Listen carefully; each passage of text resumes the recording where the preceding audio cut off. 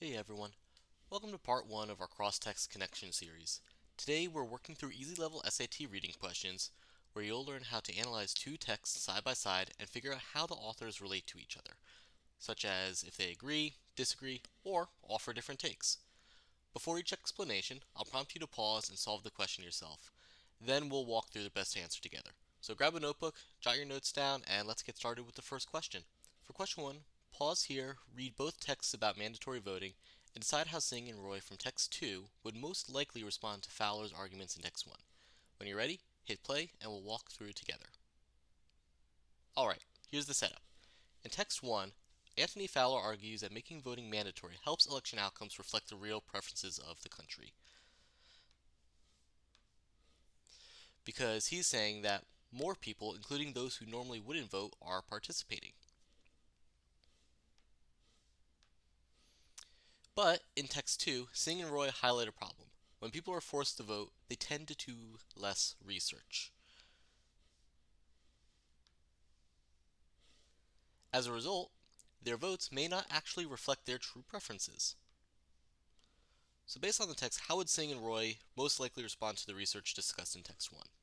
Choice A suggests that only countries of a certain size should implement mandatory voting, but neither text says anything about country size, so we can eliminate that. Choice B claims that forced voters will become more politically engaged in other ways, like volunteering. Again, not discussed in this question. Choice C is looking good. It says requiring people to vote doesn't necessarily lead to election outcomes that reflect real preferences, and that is exactly the concern that Singh and Roy raise. Choice D, for completeness, talks about making the voting process easier, but neither text discusses the ease or difficulty of voting itself. So that leaves us with C as the final answer, where the main idea is just getting more people to the polls isn't enough if they're voting, without really understanding their choices. Now on to question 2. Pause the video, read both texts about Alvin Ailey's choreography, and decide which statement both authors would most likely agree with. When you're ready, resume and we'll break it down. Let's take a look. Text 1 explains how Ailey's choreography reflects his deep love for jazz music. He even worked with jazz legends like Duke Ellington.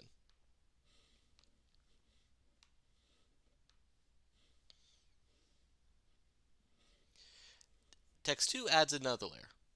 Jazz not only influenced the music Ailey chose, but also the style of his choreography. He encouraged improvisation, just like jazz musicians do, which they say right down here.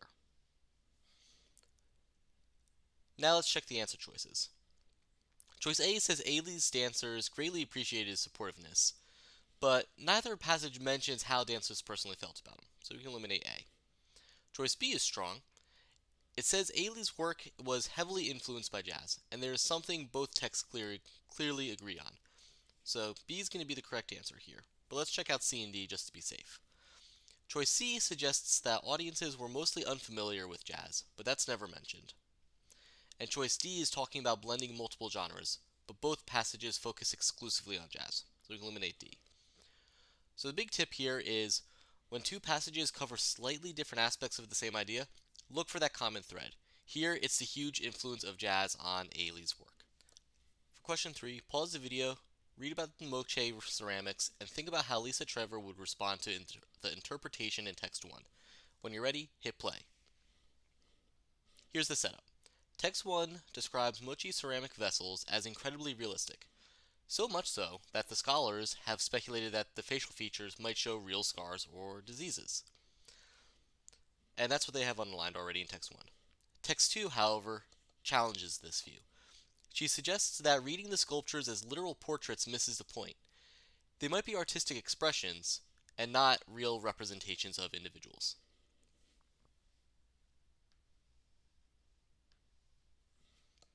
So based on these texts, let's go through the choices. Choice A says human faces are more realistic than plants and animals, but there's no comparison like that, so we can cross out A. Choice B says multiple vessels show the same person.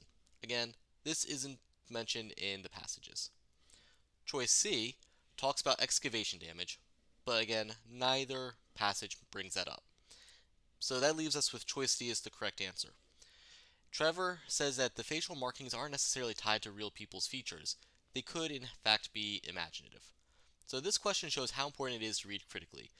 Are scholars interpreting creatively or too literally? For question 4, pause here, read about the Bologna artists, and decide how the author of text 2 would respond to the underlying claim in text 1. And resume when you're ready. Let's break it down. Text 1 says Carricci was the first artist in Bologna to depict himself painting, very groundbreaking at the time. But text 2 says, wait a minute, Lavinia Fontana actually included an easel in her 1577 self-portrait, years before Carricci's painting. So let's look at the answers. Choice A says Carricci and Fontana were highly respected. That may be the case, but this wasn't discussed. Choice B suggests Fontana emphasized creativity, but again, that isn't the focus here. Choice C claims that Fontana inspired Carricci, but there's no mention of influence in either direction. And choice D is therefore has to be the right answer. Fontana's paintings came earlier and reference painting. So the key here is to pay attention to the dates and details, like that easel making the difference. Now let's move on to question 5. Pause and read about cassava's spread in West Africa, and decide what both authors would likely agree on. Resume when you're ready. So text 1 explains that cassava was brought from Brazil to West Africa in the 1500s, but didn't catch on quickly because of coastal and inland communities not interacting much.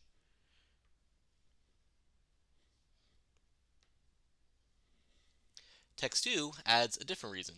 Cassava is toxic if it's not cooked properly, so it took time for that cooking knowledge to spread.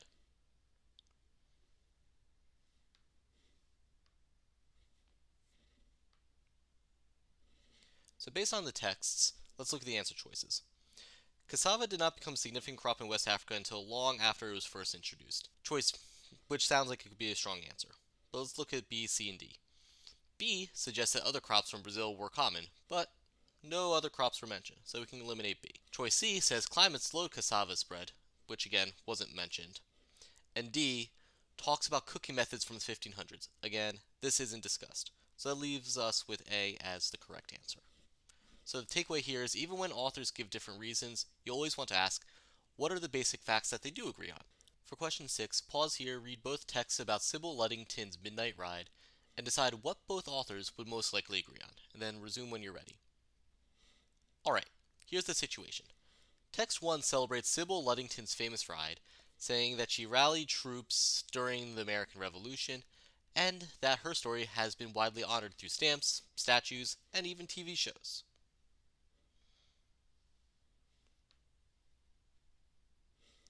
But text 2 digs a little deeper. It looks at the historical record and finds little hard evidence for the event. Still, text 2 acknowledges that Luddington's story is extremely popular and well loved. So based on the text, what would both authors most likely agree on? A says that Luddington was crucial to the Revolutionary War's outcome, but neither choice actually mentioned this. B talks about confirming her route, but text 2 specifically says that evidence for her ride is weak, so that goes against that. C says Luddington may not even have been a real person, but both texts treat her as a real figure. They question the ride itself, not her existence. So that leaves us with D as the correct answer. Both texts agree that many people admire Luddington's story, despite any questions about its historical accuracy. So the big takeaway here is to pay attention when both passages are agreeing on popularity or legacy, even if they may disagree on the facts themselves. Now let's read about the bluegrass debate here. Think about how the author of text 2 would view the purists described in text 1, and then once you're finished, resume the video. Here's the setup.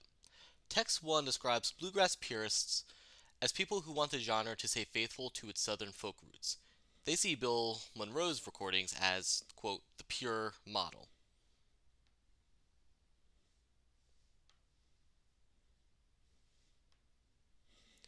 But text 2 challenges that view. It says Monroe himself blended folk music with newer styles like jazz and blues, meaning bluegrass has always been a hybrid genre.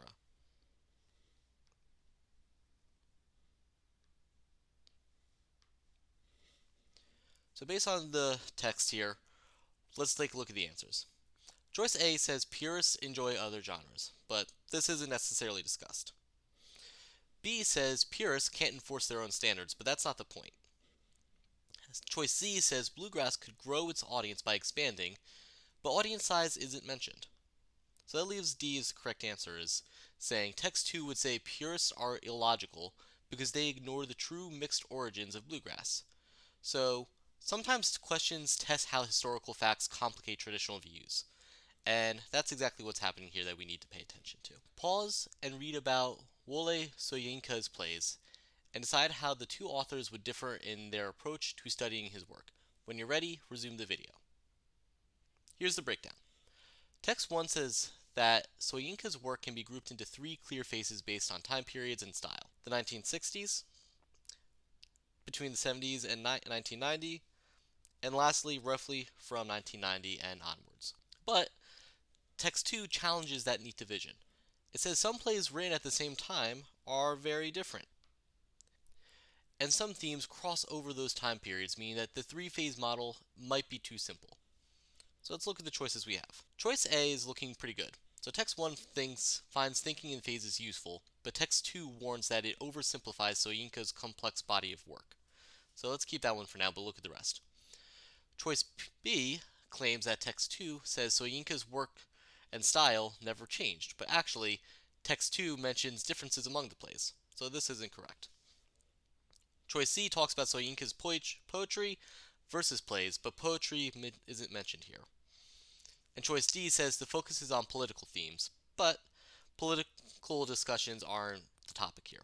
So that leaves us with choice A as the correct answer. So the tip here is that when one text introduces a clear model and another one questions that model, that's usually the contrast that is being tested.